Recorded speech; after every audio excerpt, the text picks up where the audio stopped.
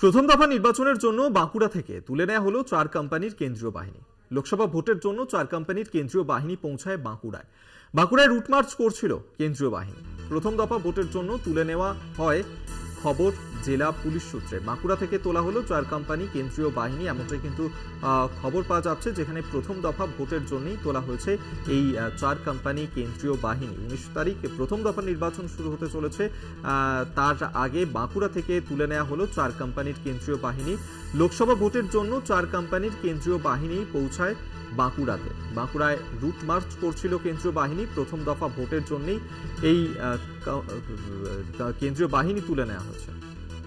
স্বরূপ গঙ্গোপাধ্যায় আমাদের সঙ্গে টেলিফোনে রয়েছেন, প্রতিনিধি, বিস্তারিত জানবো। স্বরূপ, বাঁকুড়ার লোকসভা নির্বাচন অনেক আগে থেকে বাঁকুড়ায় এসে পৌঁছেছিল দফায় দফায় 4 কোম্পানি কেন্দ্রীয় বাহিনী, এবং এই 4 কোম্পানি কেন্দ্রীয় বাহিনী বাঁকুড়া জেলার বিভিন্ন থানা এলাকায় গিয়ে সেখানে রুটিন মাফিক সকাল সন্ধ্যায় রুট মার্চের ব্যবস্থা করা হয়েছিল বাঁকুড়া জেলা পুলিশের তরফ থেকে।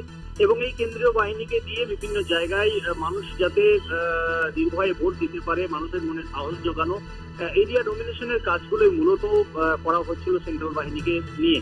এবং গত পরশুদিন অর্থাৎ 14ই এপ্রিল প্রথম দফার নির্বাচনের কারণে বাঁকুড়া জেলা থেকে 4 কোম্পানি যে কেন্দ্রীয় বাহিনী মজুদ রাখা হয়েছিল রুট মার্চের কাজের জন্য, এরিয়া ডমিনেশনের জন্য, তাদেরকে তুলে নেওয়া হয়েছে।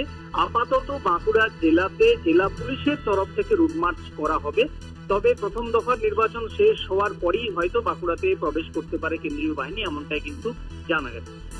ধন্যবাদ তোমায়। স্বরূপ গঙ্গোপাধ্যায় আমাদের সঙ্গে টেলিফোনে ছিলেন, প্রতিনিধি।